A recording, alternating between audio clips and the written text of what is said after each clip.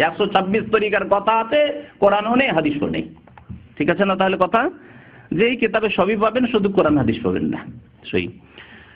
আর যদি এক একটি হাদিসও উল্লেখ করে তা জাল, জাল অথবা জয়ীফ। যে একটি হাদিস উল্লেখ করেছে জাল অথবা জয়ীফ। জি।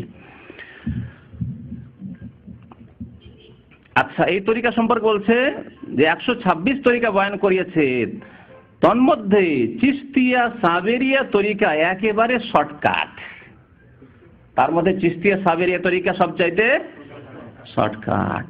আল্লাহ বলেছেন এই কথা, রসুল বলেছেন যে এতগুলি তরিকা আছে, তার মধ্যে এই তরিকাটা খুব একবারে শর্ট রাস্তা বলেছেন। একটি রাস্তার কথা বলেছেন, আর ওই রাস্তা হচ্ছে মান কালা লা ইলাহা ইল্লাল্লাহ খালিসাম মিন কলবিহি দাখালাল জান্নাহ। যেই ব্যক্তি লা ইলাহা ইল্লাল্লাহ অন্তরের অন্তরস্থল থেকে খুলুসিয়াতের সাথে, নিষ্ঠার সাথে পাঠ করবে, খুলুসিয়াতের সাথে পাঠ করবে জান্নাত পাওয়ার জন্য, আর আমল করবে না, বেনামাজি হয়ে থাকবে, কখনো না। তাহলে এই লা ইলাহা ইল্লাল্লাহ পড়াই মানে তার পুরোপুরি মুসলিম হওয়া। নামাজ, রোজা, হজ, যাকাত আর বিদআত থেকে শিরক থেকে বাঁচা, এই সমস্তের সাথে সাথে অন্যান্য যত পাপের সব থেকে বাঁচা, তাতে শামিল রয়েছে খালিসাম মিন কলবি। সেই ব্যক্তি দাখালাল জান্নাহ। নবী করিম সাল্লাল্লাহু আলাইহি ওয়াসাল্লাম আরো একটি তরিকার কথা বলেছেন, কুল্লু উম্মতি ইয়াদখুলুনাল জান্নাহ ইল্লা মান আবা। আমার উম্মতের প্রত্যেকে জান্নাতে যাবে, যারা আমার উম্মতে আসবে, আমার ছাউনিতে যারা আসবে তারা সবাই জান্নাতে যাবে, ইল্লা মান আবা। তবে যে ব্যক্তি অস্বীকার করবে, আমার ছাউনিতে যাবে না, ও চিশতিয়া সাবিরের ছাউনিতে যাবে, আটরশির ছাউনিতে যাবে, শর্ষিনার ছাউনিতে যাবে। ইল্লা মান আবা, যে অস্বীকার করলো। ইল্লা মান আবা, সহিহ বুখারীর হাদিস। জিজ্ঞাসা করলেন সাহাবারা, ইয়া রাসূলুল্লাহ, মান আবা, কে অস্বীকার করবে? কে নবীকে অস্বীকার করবে বা কে জান্নাতে যেতে অস্বীকার করবে? নবী করিম সাল্লাল্লাহু আলাইহি ওয়াসাল্লাম বললেন, দেখেন এই কথাটি, মান আতানি, যে ব্যক্তি আমার আনুগত্য করবে, আমার আদর্শ মানবে, আমার সুন্নত মেনে চলবে, আমার তরিকায় চলবে, মান আতানি দাখালাল জান্নাহ, সে জান্নাতে যাবে। তাহলে শর্টকাট রাস্তা, কত শর্টকাট, এক কথাই মান আতানি দাখালাল জান্নাহ, কত শর্টকাট। এ শর্টকাট বলছে, আর এত লতিফা আর এত তরিকা আছে যে মাথাই খারাপ হয়ে যাবে।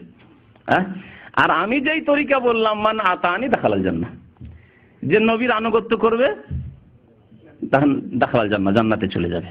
ওমান আসানি, আর যে ব্যক্তি আমার নাফরমানি করবে, নতুন নতুন তরিকা আবিষ্কার করবে, ফাকাদ আবা, সে অস্বীকার করলো, সুতরাং জাহান্নামে যাবে। বুঝলেন তাহলে তাদের তরিকার কথা যা ফজলুল করিম বলছেন। এই তরিকাতে আছে চক্ষু মুদিয়া জিকির শুরু করিবেন। প্রথম সবক হচ্ছে চক্ষু মুদিয়া জিকির শুরু করবেন। কোরআনের নেই, আছে কি হাদিস? কোন একটি সহিহ হাদিস, আমি বলি বারবার যে বিদাতীদেরকে, যে একটি সহিহ হাদিস নিয়ে আসুন, যথেষ্ট নেই।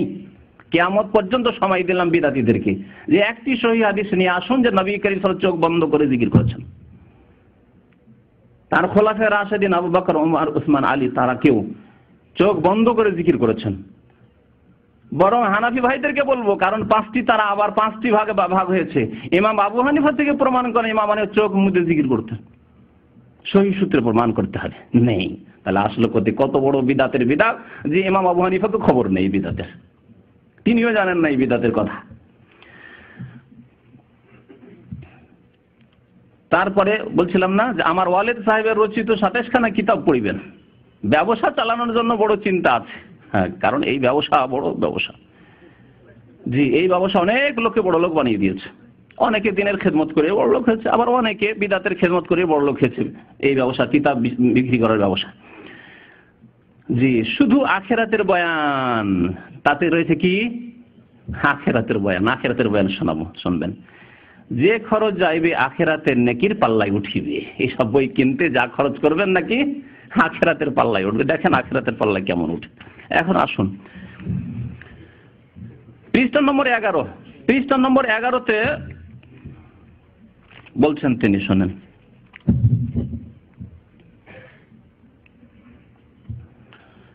দুইটি কথা রয়েছে, তার মধ্যে একটি রয়েছে শিরকিয়া কথা, দস্তগীর। তাতে রয়েছে কি রয়েছে? দস্তগীর।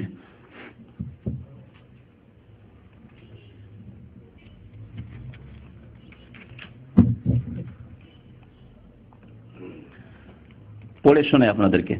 বলছেন যে বিবাহের জন্য একজন উকিলের আবশ্যক, পুল পার হওয়া হইতে ধরনের দরকার, আল্লাহকে চিনতে কেন একজন পথ প্রদর্শক লাগিবে না?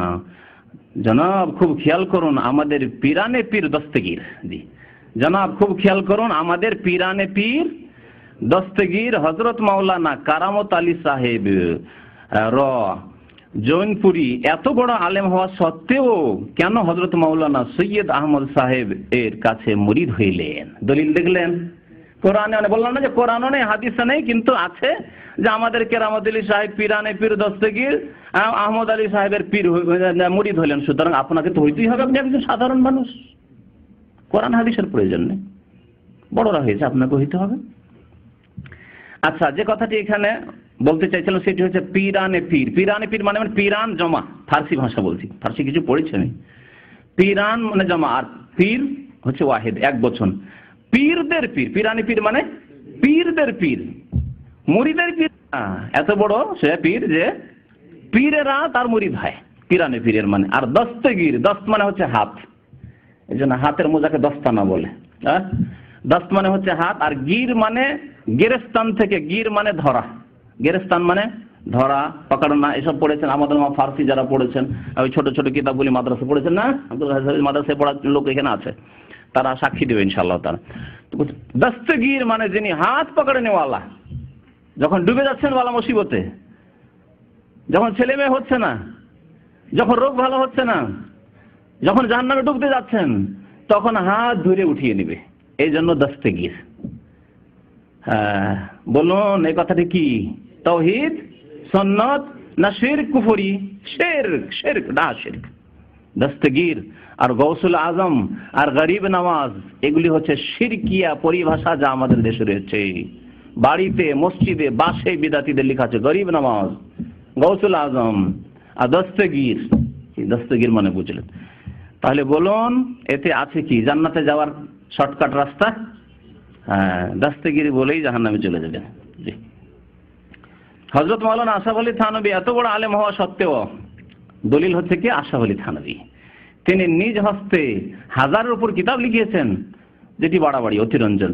তিনিও হযরত হাজী সাহেবের কাছে কেন মুরিদ হইলেন? হাজী এমদাদুল্লাহ মুহাজির মাক্কি, যে ৩০রি জামাত পর্যন্ত পড়া, বুখারী পড়েনি, তার মুরিদ হয় আশরাফ আলী থানভী। তাদের অবস্থা কেমন?